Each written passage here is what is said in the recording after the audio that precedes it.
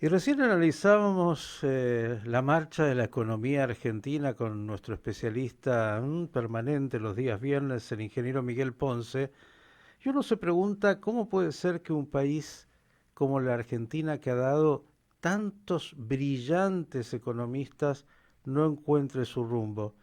Se lo digo porque usted sabe, ya alguna vez lo hemos hablado, de ahí de la Escuela General San Martín de Córdoba salió un grupete de muchachos, todos que se transformaron en grandes economistas. Incluso para los desafíos mayores que ha tenido el Estado de Israel.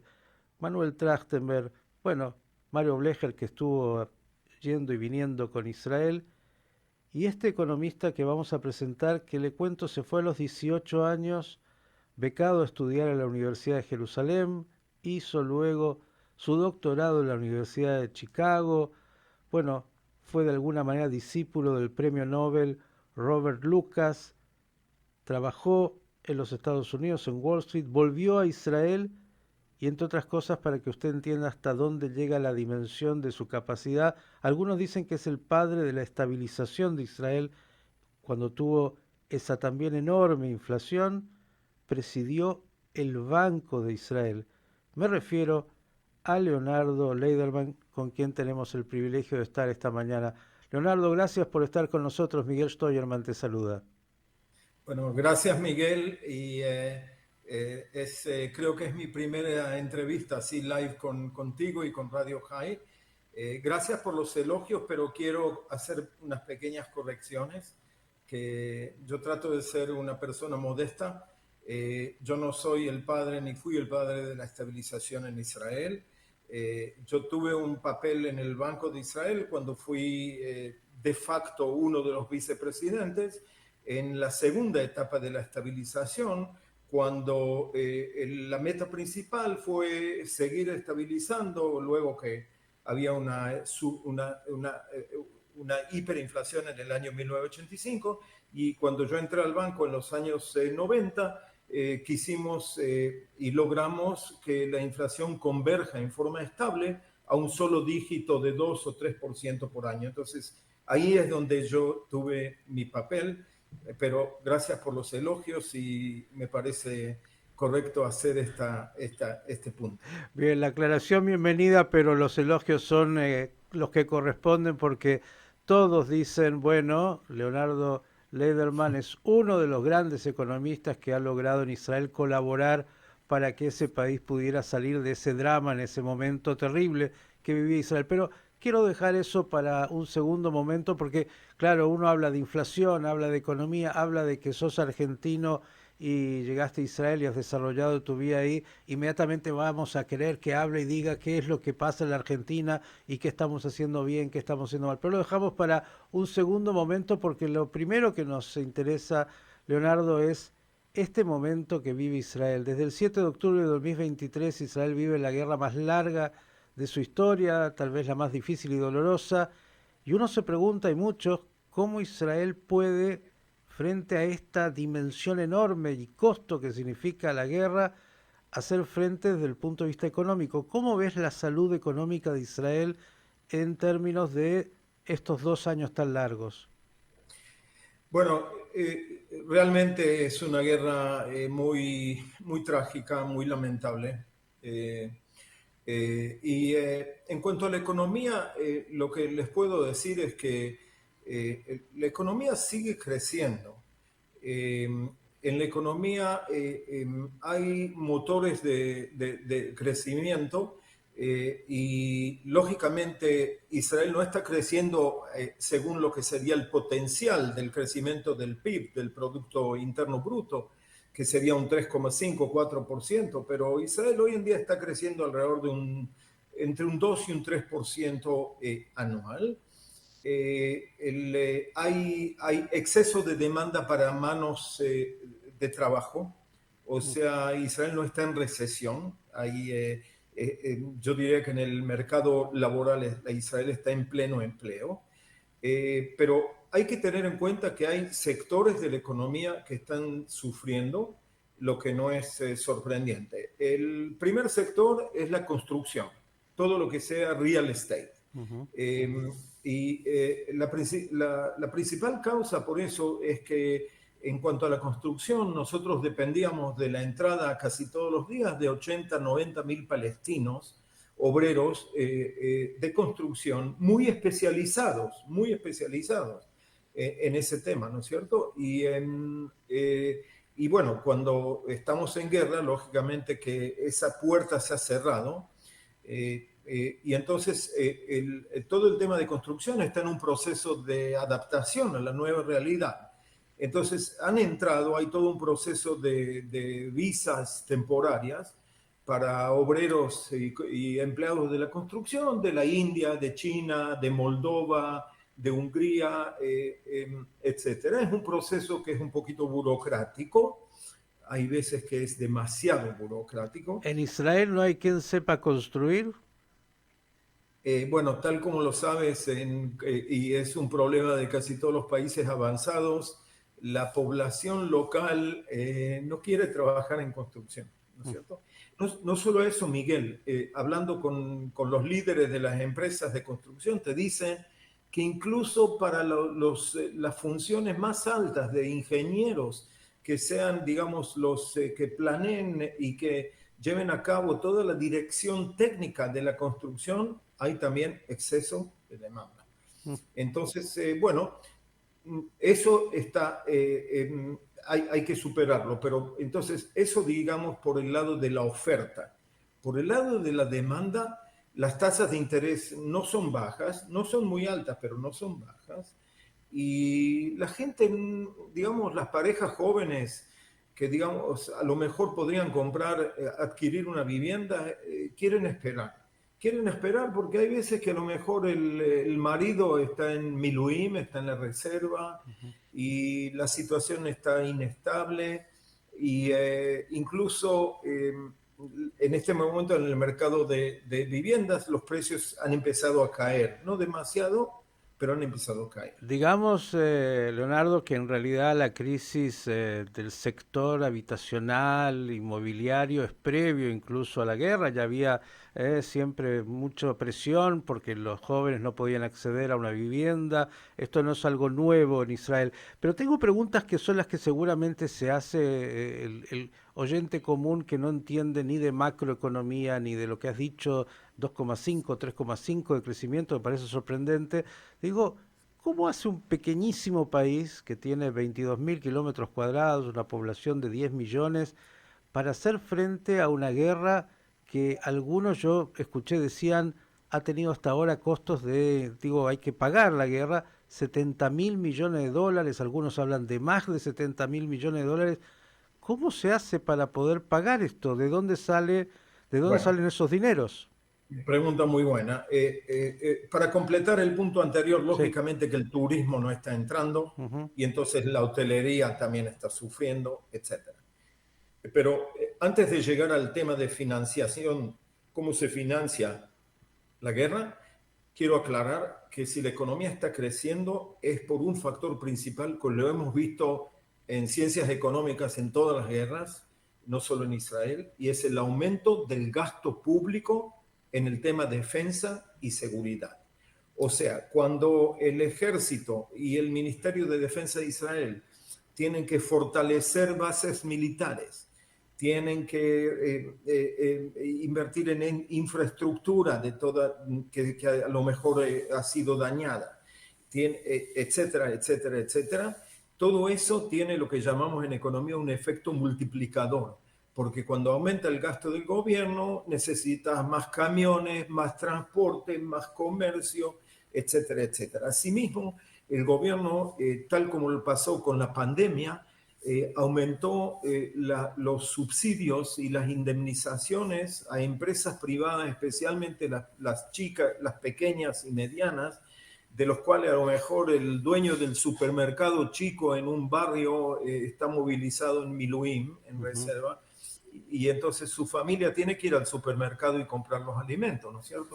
Entonces tenemos también eso que está teniendo un efecto expansivo en la economía. Ahora, para Lo que eso no el es gobierno tiene que haber tenido, digo, solo para explicarlo como almacenero, el gobierno tiene que haber tenido ahorros de reservas que le permitieran y le permiten hoy estar sacando de esos recursos para invertir en todo lo que significa la guerra, ¿no? De acuerdo.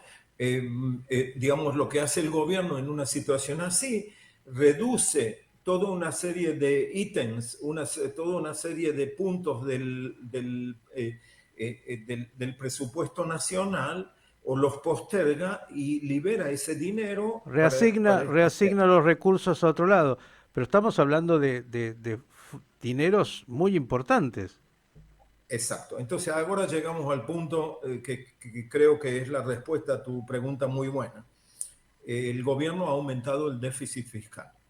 Antes de la guerra, el déficit fiscal, me perdonan los que no son economistas, era alrededor del 2,5% del Producto Nacional, que es un déficit fiscal muy estable, razonable, aplaudido en el mundo de hoy, que tanto Estados Unidos como Alemania, como otros países tienen déficit fiscales mucho más grandes. Ahora estamos con un déficit fiscal del 5,5% del producto. ¿Cómo se financia eso, Miguel? Israel no es Ucrania, no es Ucrania. Israel, por suerte, tiene la habilidad, tiene la capacidad y el beneficio de poder movilizar fondos en el extranjero, pedir prestado en forma de vender bonos del gobierno de Israel, bonos del Tesoro de Israel, a 10, 20 y 30 años. O sea que en cierta medida el gobierno de Israel está usando en parte el mercado de capitales interno, que hay ahorro en Israel que se ha acumulado durante todos los años Ujú. en fondos de pensión, fondos de ese tipo, Ujú. y asimismo en el extranjero. Lógicamente que ahí entra el tema que a ustedes en Argentina los preocupa mucho, y es el tema riesgo país, porque cuando Israel vende bonos en el extranjero, lógicamente que tiene que agregar un premium por encima de la tasa de interés que el gobierno de Estados Unidos ofrece a esos mismos inversores. Lo digo como un alumno de secundaria que no entiende nada de economía.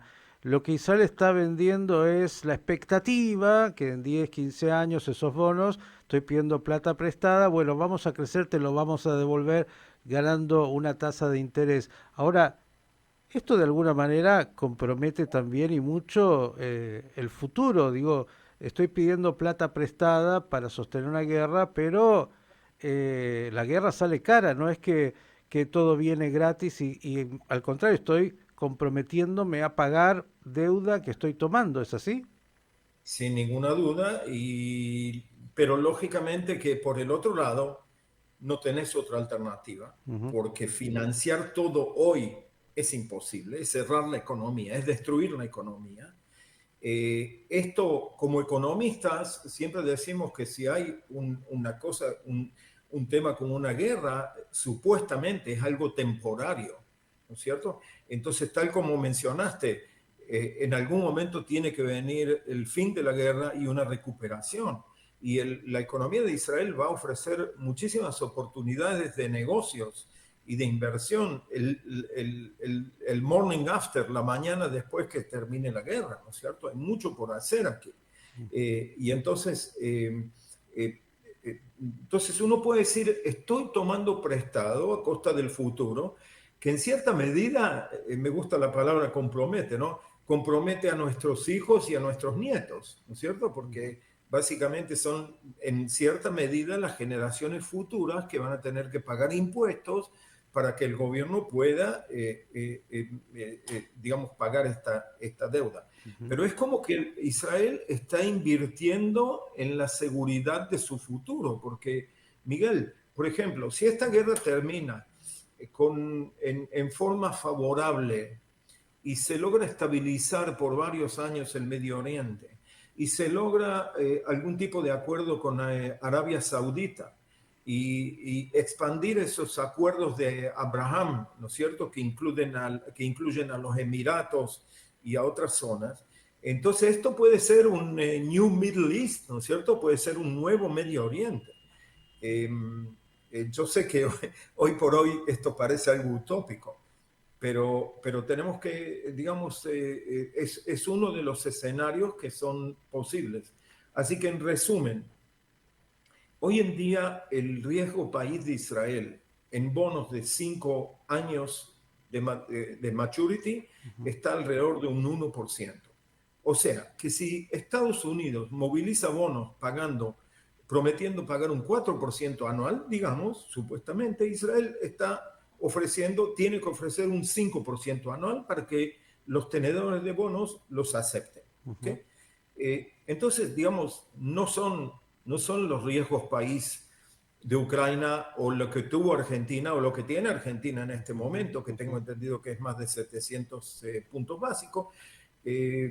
Por otro lado, tal como lo mencionaste, ese interés que se va acumulando con los años y va a haber que pagarlo. Parece un milagro, digo, cuando uno lo piensa y dice sostener una guerra donde, bueno, simplemente anécdotas que todos conocen, un misil antimisil que se dispara sale $50.000 cada uno de ellos y estamos hablando de cientos y todo lo que significa movilizar a un país en guerra durante 2 años, todo lo que esto afecta a la economía de las familias y del país, digo, parece un milagro decir que Israel pueda hacer frente a todo esto y que además los países del mundo o privados estén dispuestos a prestar para poder pensar que el día de mañana van a recuperar con ganancia esas inversiones. Digo, no sé cuántos ejemplos hay de un país en guerra chiquitito que pueda tener estas variables económicas. Yo no conozco, Leonardo, a ver si nos puedes Sí, decir. y quiero agregar al milagro que estás mencionando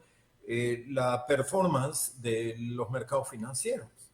La bolsa de Israel, el índice Tel Aviv 125, que es como el Standard Poor's 500, ha subido 26% desde el comienzo de año. O sea, la moneda se ha apreciado, no se ha depreciado. Las primeras semanas después del 7 de octubre, con la gran sorpresa y la gran tragedia, lógicamente hubo una devaluación del shekel, de la moneda nacional, pero desde ese entonces es como que los mercados están evaluando lo que dijimos antes, el futuro. Están mirando mucho más, no por detrás, sino por adelante del próximo mes, el próximo trimestre y el próximo año, ¿no? O sea, pensando en un nuevo Israel de los próximos años. ¿Cuánto incide Este, la economía en la guerra? Digo, la variable económica cuando se tienen que tomar decisiones de seguridad, ¿te parece que está siempre ahí presente? no, no, yo creo que mirando el proceso de decisiones, de metas de decisiones de este gobierno, y en este momento yo creo que la preferencia número uno en este momento es tratar de recuperar nuestros rehenes de Gaza y tratar de resolver la situación ahí en forma de que se elimine el peligro de defensa, el peligro bitjoní que representa para nosotros jamás, ¿no es cierto? Entonces yo creo que lógicamente que se toma en cuenta eso, pero yo me imagino que también deben haber en línea muchas inversiones en nuevas tecnologías, porque este tema de que nosotros hemos sufrido ataques de misiles desde el Yemen, Ujú. ¿no es cierto? Con este grupo de terroristas, los Houthi, ¿no es cierto? Bueno, y con el tiempo logramos, con la ayuda militar de Estados Unidos, de normalizar eso y que no lleguen a Tel Aviv, pero digamos los misiles de Irán causaron en esos 12 días de la guerra con Irán en junio, causaron gran daño, incluso en el hospital de Beersheba, en el Mahon Weizmann en Rehovot, etcétera, etcétera. Así Y que si no hubiera habido ten, toda la cúpula de hierro y los misiles y el sistema de defensa, ni pensar qué es lo que sería seguro. esto. Digo, cuando se habla de la guerra, generalmente después de las guerras, eh, voy a decirlo entre comillas, porque no hay ganadores, las guerras siempre son trágicas, pero el que resulta vencedor tiene un boom económico también de crecimiento por todo lo que estás diciendo, venta de tecnología, desarrollos, etcétera, etcétera, que ya se están dando en paralelo, ¿no? Sí, de acuerdo. Y uno de los temas muy interesantes para la gente de negocios, digamos, y en general, es, digamos, la interacción entre el tema defensa y el tema tecnología, high tech o lo que hoy en día le llaman deep tech, ¿no? El tech profundo. Ujú. Porque, digamos, estamos viendo que con todo lo que está pasando en Ucrania, Rusia, quién sabe qué va a pasar entre China y Taiwán, Donald Trump, los presupuestos de defensa de casi todos los países, especialmente en Europa y Estados Unidos, están subiendo. Y ahí el tema tecnología es el futuro, ¿no es cierto? Y ahí Israel tiene en cierta medida ventaja comparativa. Así que es una de las industrias que está subiendo en su Ujú. preponderancia a nivel nacional.